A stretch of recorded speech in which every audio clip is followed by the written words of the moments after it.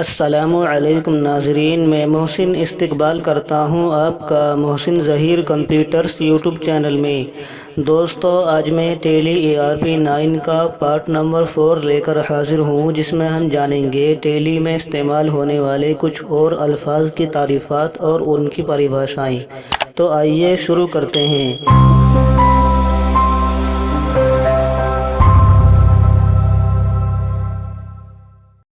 سب سے پہلے جان لیتے ہیں کہ سینڈری کریڈیٹر یعنی کہ پیسوں کا لیندار کیا ہوتا ہے۔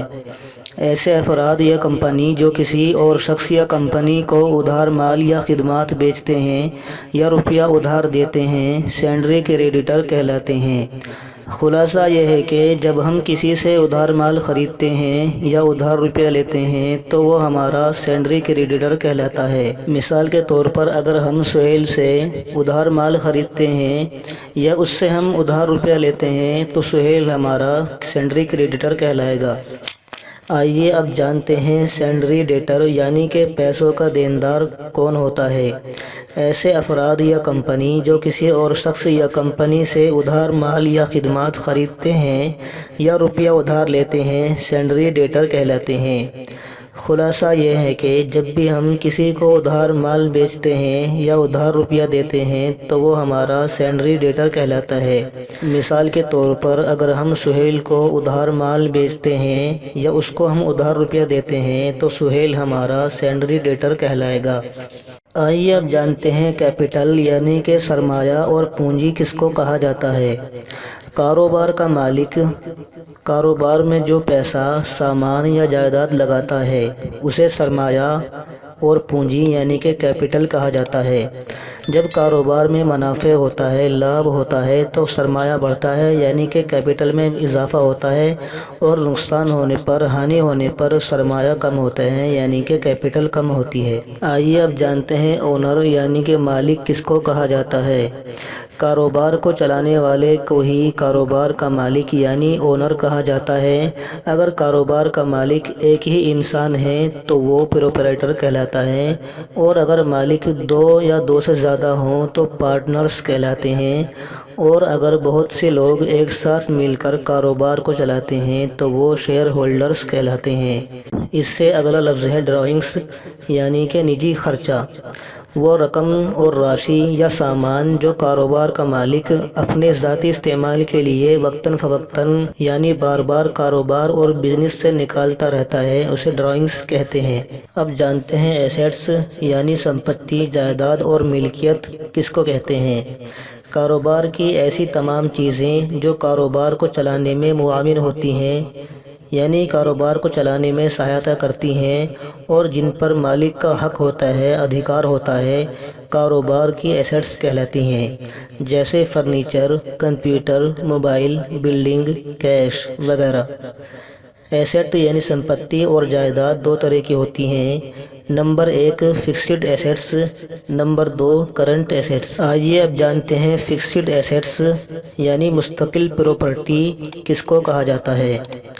ایسی پراپرٹی اور سمپتی جو بیچنے کے لیے نہیں ہوتی ہے اور ان کا فائدہ کاروبار کو لمبے سمے تک ملتا رہتا ہے، فکسڈ ایسیٹس کہلاتی ہیں، جیسے زمین، بلڈنگ، فرنیچر، کمپیوٹر، گاڑی، مشین وغیرہ۔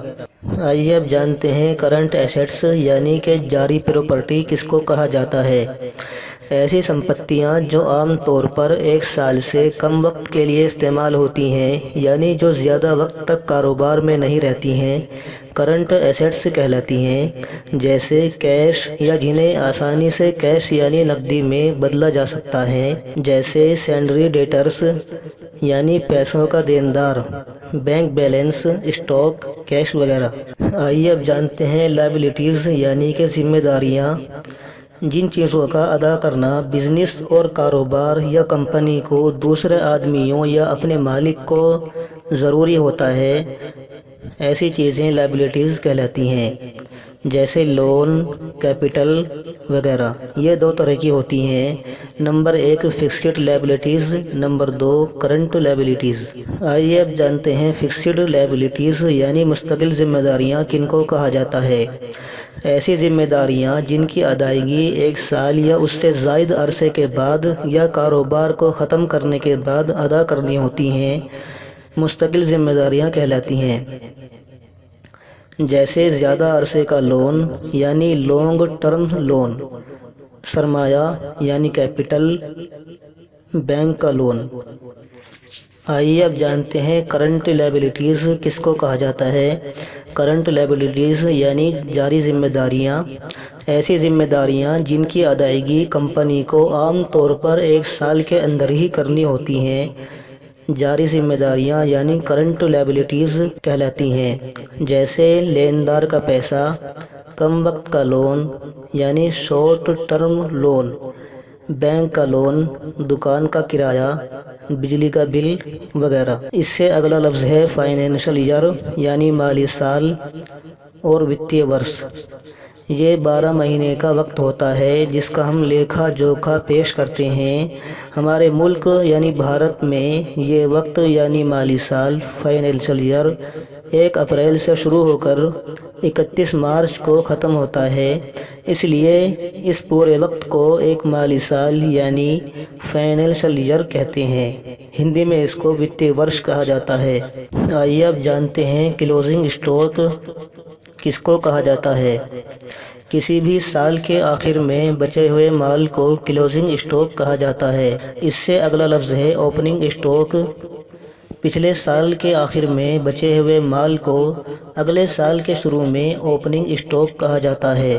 اس سے اگلا لفظ ہے پروفٹ یعنی نفع اور لابھ۔ کاروبار میں کیپٹل یعنی پونجی کے علاوہ جو فائدہ ہوا ہے اس کو پروفٹ یعنی لابھ کہا جاتا ہے۔ اس سے اگلا لفظ ہے لاس یعنی نقصان اور ہانی۔ کاروبار میں ہونے والے نقصان کو ہی لاس اور ہانی کہا جاتا ہے۔ تو دوستو آج کی اس ویڈیو کو ہم یہیں پر سماپت کرتے ہیں، اور اس ویڈیو میں آئے ہوئے تمام الفاظ کی PDF کی لنک آپ کو ہماری اس ویڈیو کے ڈسکرپشن میں مل جائے گی، آپ وہاں پر جا کر اس کو ڈاؤن لوڈ کر سکتے ہیں۔